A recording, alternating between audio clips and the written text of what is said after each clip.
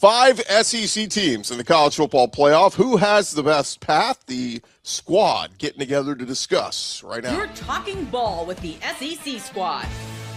From Alabama to Tennessee, from Georgia to Oklahoma, from Auburn to Texas, it's the local experts of the Locked On Podcast Network bringing you scoops, breakdowns, and the most comprehensive preview of the upcoming SEC weekend. It's the SEC squad, and we have a seat for you. Hurt feelings and thin skin are prohibited. Squad up, you're part of the SEC squad. What's up, everybody? Welcome into the SEC squad. Sit back, grab your favorite beverage as we join you to get you ready for another week talking all things SEC. Today's episode brought to you by FanDuel. If you want to be right in the middle of the action this season, visit FanDuel.com. Place your NFL live bets all season long. Kind of a weird week because we don't have games. We got Army-Navy, and that's kind of it. So our first week without SEC action in quite a while. Let's welcome in our squad. We got Jay Smith from Locked On Sooners, Stephen Willis, Locked On Ole Miss, Corey Burton, Locked On Vandy, Jimmy Stein, Locked On Bama. I'm Chris Gordy from Locked On SEC. And guys, I like our group we have here because we've got 3 guys representing playoff teams. We got 1 guy representing the lone SEC Heisman representative. And luckily, nobody from Notre Dame. Good God, the tears from Notre Dame folks. They were going to come, but they got scared and ran away. Yeah, they quit. It's time to opt out. I know we're Locked On SEC, but what have you guys made of that? I mean, it absolutely taking your ball and going home, right? It's the softest thing I've ever seen, Chris. It's unbelievable. Like, they had a chance to really match up with BYU or Vanderbilt and like create like a non-playoff game, playoff game matchup wise. It's just so soft, man. And I don't like it at all. It's a terrible way to treat the seniors on your football team too. I mean, who had a chance to play in the jersey one more time and wear the helmet one more time. You're sort of crapping on them too. Yeah, I typically don't really care about more of the opt-out type situations. It's like whatever. But in this scenario, like this was really just throwing a temper tantrum, which just really annoyed me. It's like, if you want to prove that you are so good and you deserve to have been in there, go beat the crap out of somebody in the bowl game. Mm-hmm. Really show us who you're made of. Because you're going to match up against a formidable opponent, possibly. And if you did, then, then we'd say less. We'd be like, it was supposed to be BYU in the Pop-Tart Bowl, I think. The thing that is making it so egregious and such poor sports and bad form and all of that is the fact that they're getting mad at the ACC for taking the side of a full ACC member over somebody that's just sticking their toe in the pond and wanting their NBC contract. Basically, they're not all in with the ACC, but the ACC is supposed to be all in with them. So, yeah. I saw their AD got very upset and was basically saying taking shots at the ACC, saying they tweeted out support for, which to me, like, okay, Miami is the full-fledged ACC member. Notre Dame is 1 foot in, 1 foot out, so they're supposed to get your back or the full-fledged member. I'm confused here. Yeah, right. It's basically the mistress is getting mad at the husband for going home with the wife. That's what that is. Hold on, let me follow that. Carry the carry the 2 minus the 3. Yeah, that's about the right. other part of it, guys, is it's really tricky because we're talking about BYU involved in there too. The Notre Dame athletic director saying the damage, it's created damage, and basically saying like, I don't know if we're going to be able to fix this. There are some folks that kind of were connecting some dots and saying, would Notre Dame look to maybe join a conference, but full time, but not the ACC? Could it be the Big 12? There were some people out there putting that. And then when he was asked, on Tuesday, did you talk to any of the other commissioners? Just one, Greg Sankey. So I ask you guys, would you want Pouty Baby Notre Dame in the SEC? Yeah, we already have Texas, so why not? I mean, if you're asking me now, sure. I guess. I don't know. I don't see the SEC saying no if that actually happens. No. It would just be too much money at stake to say no. But I'm happy as is. Speaking for myself and my school, I'm happy as is. But I don't see how they would say no to all the money. Yeah, the longstanding member of the SEC. You know, we've been here for so long, like forever, and I would not want to bring this type of crap into our conference. I mean, our conference has run so well in the years that we've been here. It's ridiculous to think that we need to bring in some pouty crybabies into a conference that, you know, has so much tradition and so rich for as long as we've been here. Like, why would we do this to ourselves? Yes. Lifelong rivals between Oklahoma and Ole Miss. I mean, right. I mean, you're going to disrupt that? Yeah. I don't. Yes. I stand firmly against that. I will say, though, the one thing of joining the SEC is you have to accept your role as you are one of 16. Texas had to say goodbye to the Longhorn Network. There were a lot of concessions that had to be made for first A&M in Missouri and then Texas and Oklahoma to come to the conference.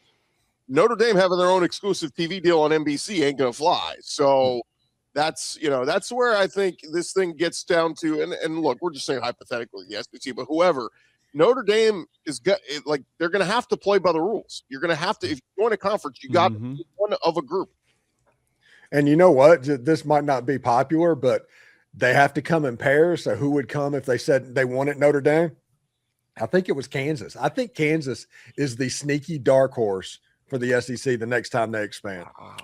Wow. Not NC or Clemson? If they take 4, but if they take 2 and can only have 1, I think Kansas, and they think about pairing that up with Missouri and the other Big 12 members that have a little bit of history there. What does Kansas football bring? Not much, but Kansas basketball is a natural rival with Kentucky that would be must-see television every time That's they play. True.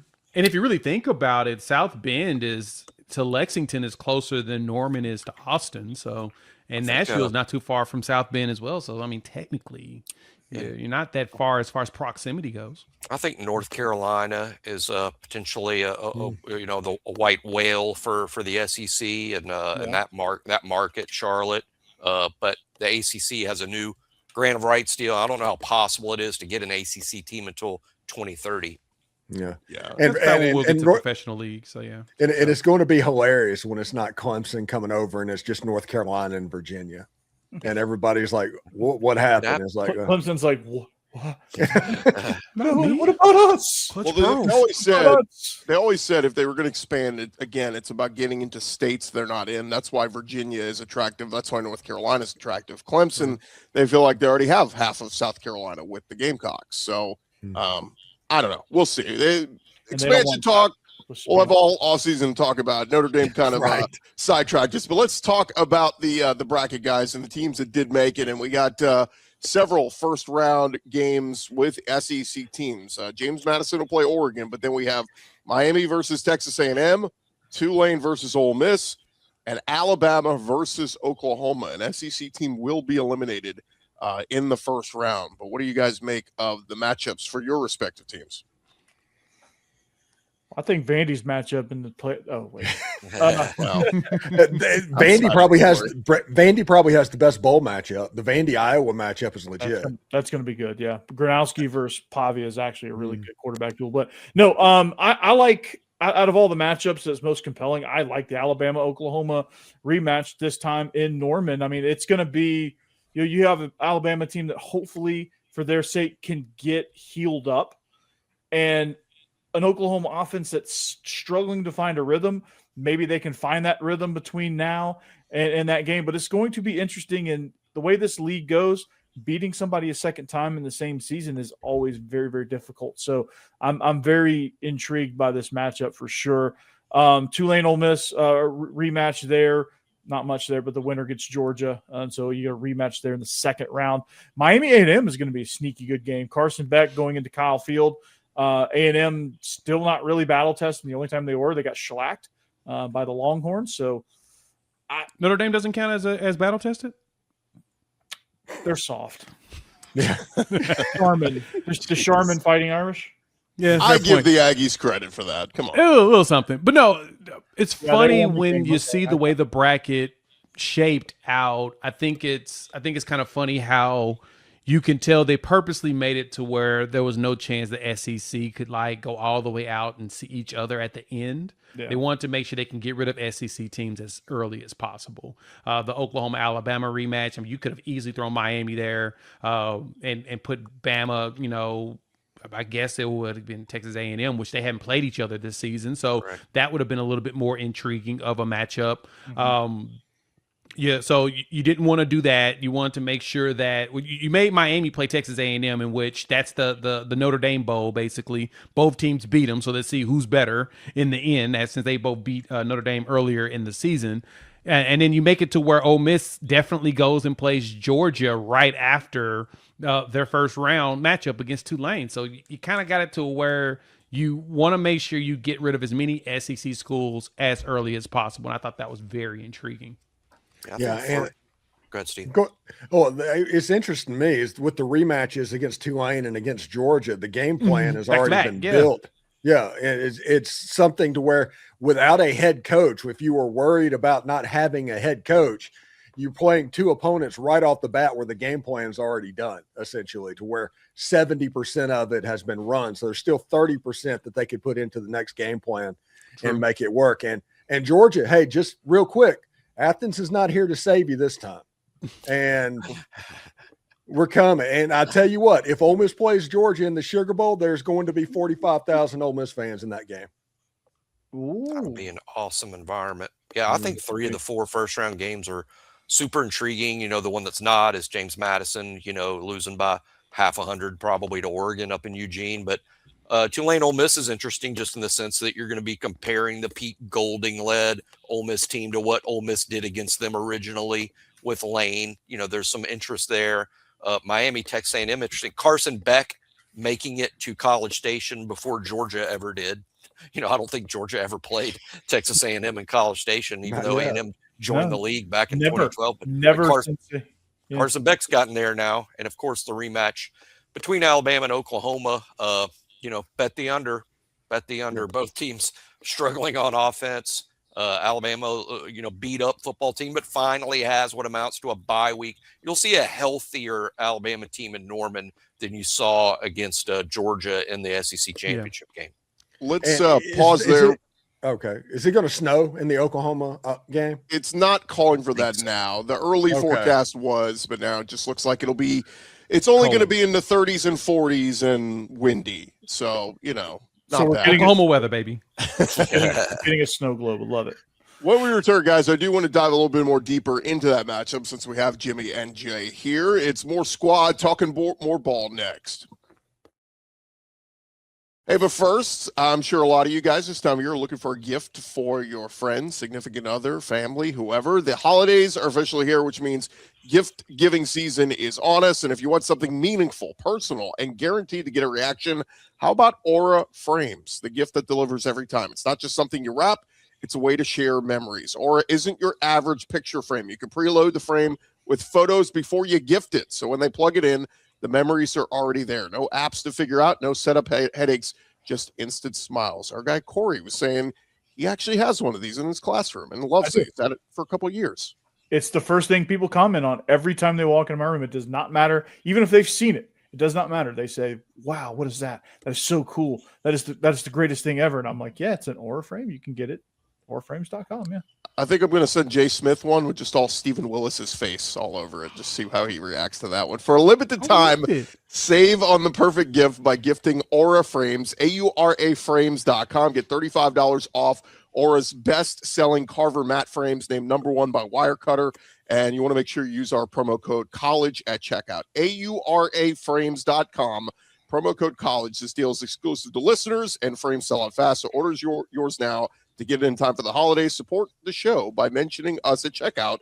Terms and conditions apply. SEC squad roll along here. And guys, let's get into a little bit more on this matchup. We do have our Oklahoma and Alabama host here. So, man, what an interesting game from a standpoint of we just saw it just a couple of weeks ago. And Jimmy, I frame it this way. Alabama's offense has not looked great the last couple of weeks. They're going to have to do something if they're going to win this game, and particularly not turn the ball over. And that's the problem, was we saw them turn the ball over against Oklahoma in Tuscaloosa. Now you're in Norman. So ball security going to be a premium here. Yeah, no doubt Alabama's lost to Oklahoma twice in the last calendar year. Let's see if they can do it 3 times in 13 months. The first 2 games have been turnovers. I think Alabama's turned it over 6 times to Oklahoma's 1 turnover in those 2 games. So that's priority number 1 for Alabama. Number 2 is just getting healthy, not making excuses for Alabama for how bad the offense has been, but the quarterback's beat up. You had running back 1 and 3 out for Georgia. Ryan Williams been kind of dinged up all year. Jeremy Bernard missed the Auburn game, so that's 2 wide receivers. The starting tight end, Josh Cuevas, is out against Georgia. The left guard's out. The center got hurt against Auburn, and he's playing gimpy. He had his worst game in an Alabama uniform, playing on 1 foot. The question for Alabama is, can that team get healthier before they go play Oklahoma and then worry about the turnovers? I think that's the overarching theme for Alabama, is getting healthy, then eliminating the turnovers. You did lose to Oklahoma in Tuscaloosa, but it was a game that Alabama did a lot of good things. They outgained Oklahoma in the game about 412 to 212, somewhere around there. You did some good things. Ty Simpson threw for over 300 yards. So can you get back to being as healthy as you were against Oklahoma 3 or 4 weeks ago is the question. Because if so, I think Alabama's got a fighting chance, but the environment in Norman's going to be unbelievable. A playoff game at Oklahoma at night. It's going to be cold, but it's going to be a great TV show, and it'll pull a big number. Yeah, no, I totally agree with that. And for Oklahoma right now, it looks like our Mason Thomas will play most likely in that game. So he's been out for about 5 weeks. After the Tennessee game, he got hurt with, it seems like it's something with his quad, but they haven't played him in any of the games up to this point. And the expectation is by the time we get there, that will be a month and a half, a good 6 weeks.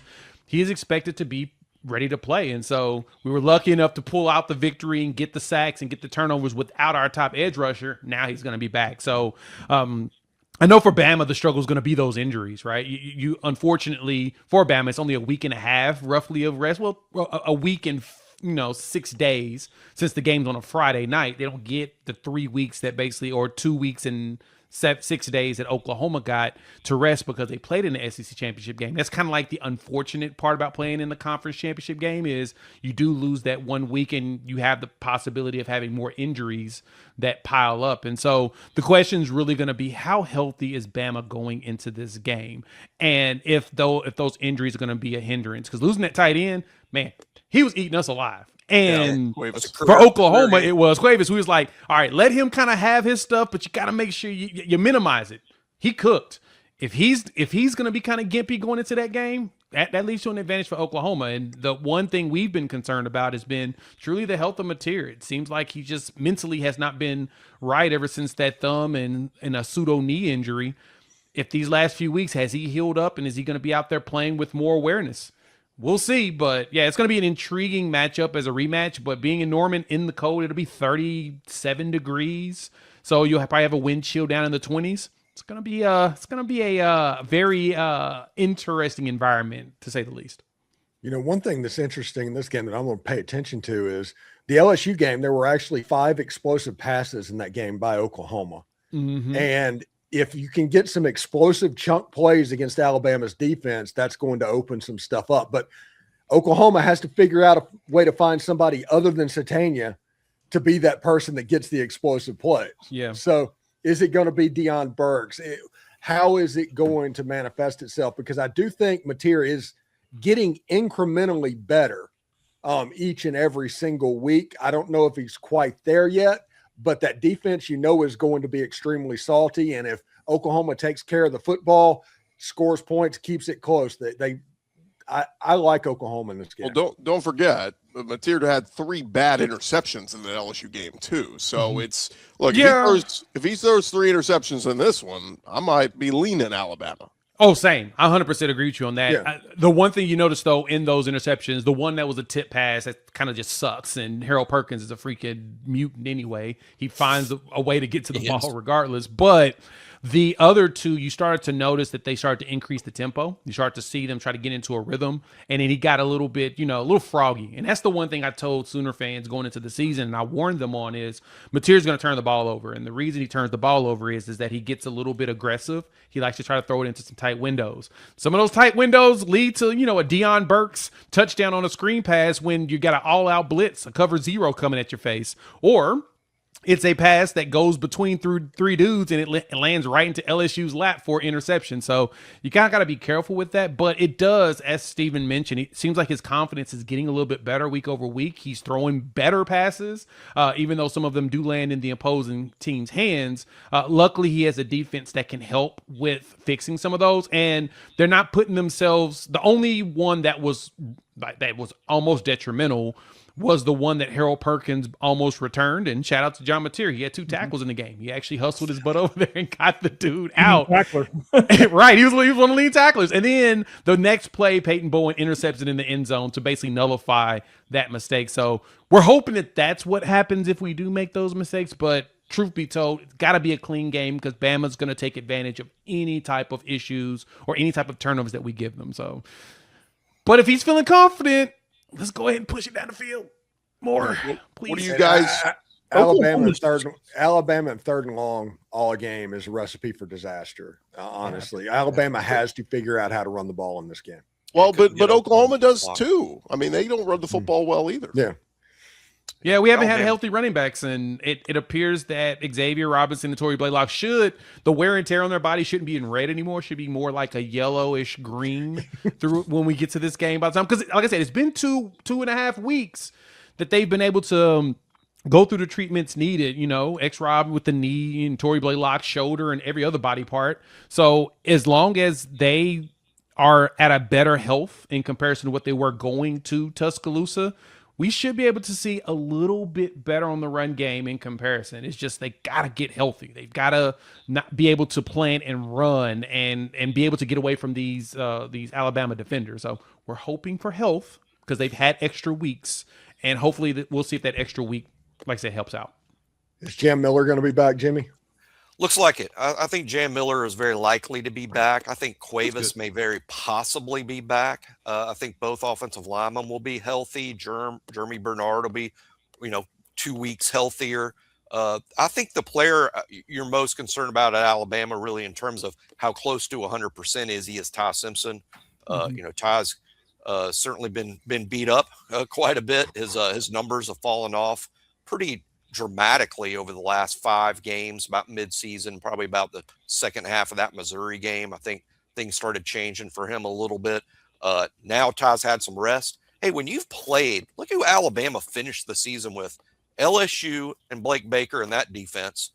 Then Oklahoma, who I think is the best defense in the country. It's Oklahoma or Ohio State in terms of who's got the best defense in the sport. Venables in Oklahoma. Then you're at Auburn with DJ Durkin. They've only given up more than 24 points, I think, one time all year. I was to Corey's Vanderbilt team. That's the most points scored on Auburn all year. And then you finish in Atlanta against Georgia, Kirby Smart, Glenn Schumann, and that deep. No one's playing better defenses than Alabama in November. That's contributed to some of these issues that Alabama's had, no doubt. That level of competition, when you factor in that you're beat up as well, it's been an uphill climb. But Alabama needed this bye week hugely, and let's see if the bye week benefits them heading into Norman. Where are you guys leaning right now? Are most of you kind of leaning Oklahoma because it's in Norman? Yeah, I'm leaning with the home team right now, but for me, Oklahoma's just got to simplify their game plan a little bit and just let Mateer ease into the game. I think sometimes they come out and try to be too aggressive, and that leads to some problems. Give him some easy throws, give him some things he can complete, get in a rhythm, get some confidence, and maybe you can start moving the ball down the field a little bit. And of course, that defense just is, like Jimmy said, best in the country. I think they're best in the country. Yeah. For me, I'm slightly leaning Oklahoma. Like going to Tuscaloosa, I said it would be a 2-point game. I was luckily right on the money at 23-21 in my prediction. This one I think is going to be around just as close, 21-20. I think it's going to be a 1-point game. I just think that it's just, I don't know until I know who's healthy on both sides. It's really hard for me to be able to take anything. So I'm going to take the home team in this one. I would take Oklahoma, but I need to see what does that injury report look like next Wednesday? That to me tells me everything I need to know. Yeah, home team and the points right there. Yeah. Oklahoma has a tremendous place kicker. I think that's going to be huge in a close game. I feel a lot like Jay, 23-21, maybe just as close this time, but not as high scoring. That game may look high scoring compared to what could happen next time. But Tate Sandell, the Oklahoma kicker, could make a huge difference in a game like that. We'll see if it's windy and cold. Maybe that has an effect. But, I'll take Alabama in a close scoring game. If you can win a game 15-14, might happen. Other than Alabama making 5 field goals. I need to change that score. I'll go 12-9. How about that? Maybe we just have a bunch of and they're all like 25-yard field goal kicks. It's like all short distance. 3-2 field goal and a field goal. In honor of the Honey Badger, 9-6. When we return, guys, we will get into a few of the other games right here on our Locked On SEC Squad show. Hey, but first, guys, NFL Sundays move fast. One big play, and suddenly everything feels different. That's what makes live betting with FanDuel so exciting. You're not just watching the game, you're reacting to it in real time. With FanDuel, you can place bets as the action unfolds, every drive, every momentum swing, every highlight moment. And by the way, they got all these college playoff games up there right now. We've been looking at a lot of the spreads throughout this week. The early lines, Alabama did open as a 2.5-point favorite against Oklahoma. A&M, a 3.5-point home favorite over Miami. Ole Miss, 17.5. That's a big number. They could win by 17, and that's still a Tulane cover. If you like any of those lines, you can get them over at FanDuel.com. And, of course, if you want to be right in the middle of the action throughout the NFL season, visit FanDuel.com. Place your live NFL bets all season long. With FanDuel, the game moves fast, and so can you. Our SEC Squad show rolling along here. And, guys, before we get back into it, I want to remind folks that we are the number one, Locked On is the number one sports podcast network out there. And, look, you already live your team every day. Now you can take it up a level and go ad-free. You can join our Everydayer Club today, and you can get any of our shows with no interruptions, members-only Discord access and more, all for just $5 a month or $50 for the year. All you got to do is look for your favorite show. Type Locked On Bama.supercast.com, Locked On SEC.supercast.com. Whatever your favorite team is, that is the website to go check that out today. Stephen, we kind of glanced over it in the first segment, but Tulane, Ole Miss. I've had a few people tell me that they think Tulane is going to play a little bit better this time around. They had a little bit more momentum going towards the back end of the season, winning the AAC. They said they think we're going to see a better Tulane team. Do you think we'll see a better Tulane team in this one? I think so. I think you're going to see a much better effort by the Tulane Green Wave. Now, I still think it's going to be somewhere around 31-17, 34-17. I think Tulane may cover that number. I think that line's a little bit too high. But I think that Tulane has a line of scrimmage problem in this game particularly, and they don't have the defensive line and the offensive line, which means good luck stopping Kejuan Lacey, good luck stopping Trinidad Chambliss consistently, and all of the weapons can kind of get going. But I do think they're going to do a better job offensively, because the first time these teams met, it was 45-3 with like 4 minutes to go in the game, and it wasn't that close. I mean, it was one of those things that Ole Miss just suffocated them. But I do not think that's going to happen this time, and I think it's going to be a thumbs up and a good job and an attaboy, I guess you could say, to Tulane for that over anything that's happening with Ole Miss. Do you think it gets off to a hot start, Steve, or is it one of those because Ole Miss went through so much change with the coaching staff and so much drama and exhaustion? Do you think it starts a little bit slow and then they wake up and kind of pull away and separate, or? I think they're literally going to come out with their hair on fire. I talked to people at their first practice today, and they said the energy was twice of that for anything they've had for the last 6 weeks at practice. I mean, the team's really jacked up for everything that's going on. They seem to have basically their feet in the ground. We talked about that earlier. 10 toes. The 10 toes down, spot the ball, any catchphrase that you're looking to say, that they are ready for this, and they understand this is the biggest sporting event in the history of the state of Mississippi. and they are all keenly aware of that. Jay, Jimmy, does the absence of Lane Kiffin scare you at all? I would worry a little bit for Ole Miss if Pete is tied up at his hot yoga class before, Pete might be playing pickleball and not. I think Ole Miss is going to play extremely well. I think Pete's popular on the team. He recruited probably most of the team. Most of the roster is probably recruited by Pete Golding. They like him a lot. I'm sure that was very popular. I think Ole Miss wins big, even bigger than Steven thinks, kind of for Pete. Then you really find out the next time they line up against Georgia, really where they are with this new makeshift staff in place. Yeah, I 100% agree with that as well. I think that John Summerall is going to be a lot more conflicted and more kind of like mind in multiple places because he has another job that he's leaving to, whereas Ole Miss is actually really building their foundation of the people that are really there are the ones that's going to stay, besides, like Charlie Weiss Jr. coming back to help, but he ain't got to do much searching or work really for the LSU side. That's all Lane Kiffin going to do everything over there. So his focal point is taking care of his players and getting the W. So I think that Ole Miss should go out there and just really cook them like badly. Like I like Tulane, but I just don't feel like that coaching staff is going to be as locked in as Ole Miss's will be. I think like 42-10 Ole Miss. Yeah, me too. Jay, you brought up the point about John Summerall being distracted, doing two jobs at once. Like, I think that has potential to really separate that number more so than anything else, because you have a distracted John Summerall. They're already outmatched. You got what Steve just said about how jacked up the team is and how great the practices are. Like, usually that's a hyper-focused team that's trying to prove a point with a chip on their shoulder. And that's a recipe for a blowout. I don't know how that will carry out throughout the rest of the playoff run, but it'll certainly get them comfortably through round one, I think. And I will say this game has a chance to be an elite college football playoff worthy uniform game. Oh, yeah, totally. This is going to be gorgeous. I think Ole Miss is wearing the powder blue helmets, red jerseys, gray pants, I think.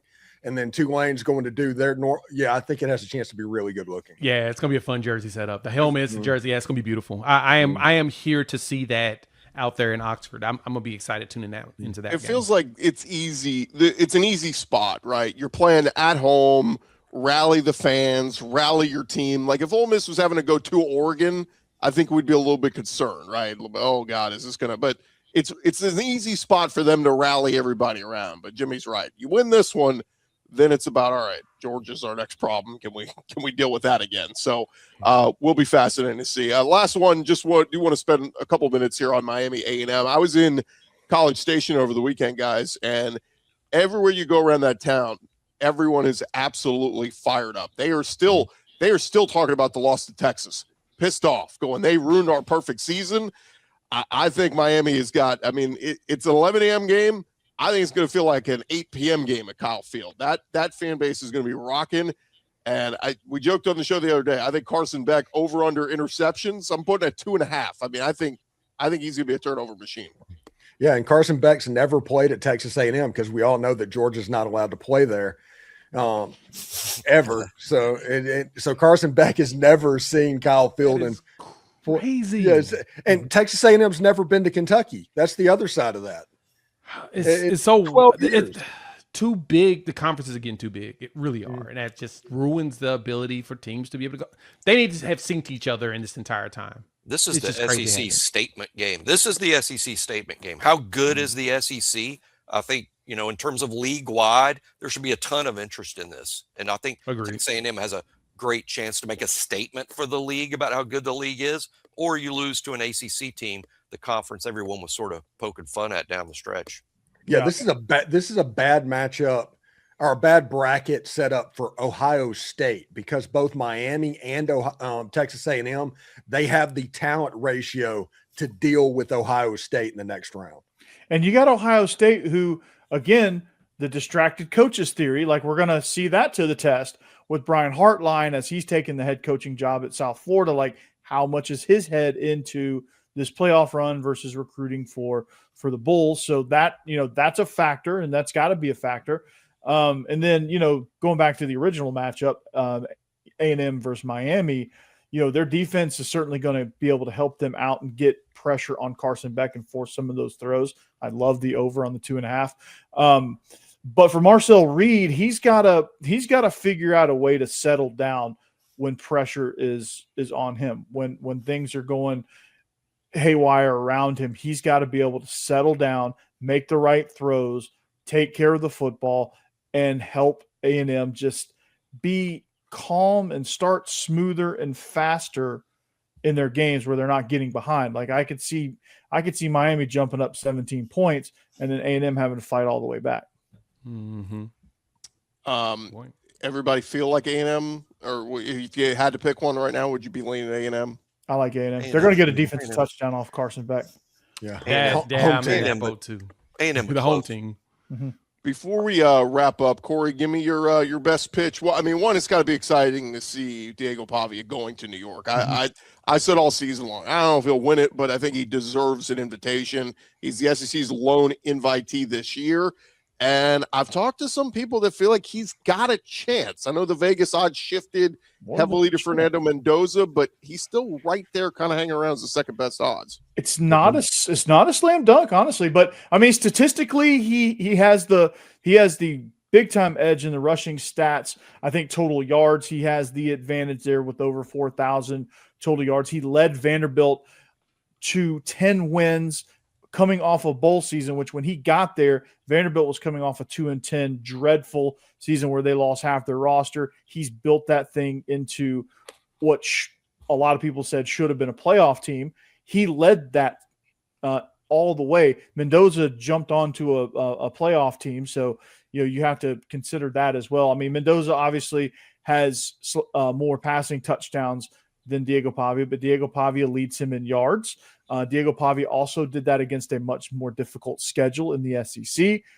The most recent thing with the Big Ten championship, you do have that recency bias where Mendoza played hurt. The story, like he got demolished on the first series, played hurt, made that throw to seal the game, and everyone's Mendoza. But if you look at the whole body of work, you put on the tape, you pull up those numbers, and you look at Diego Pavia, and it's hard to imagine him not hoisting that Heisman Trophy because of what he did at Vanderbilt, winning 10 games, best season in program history as far as wins and losses.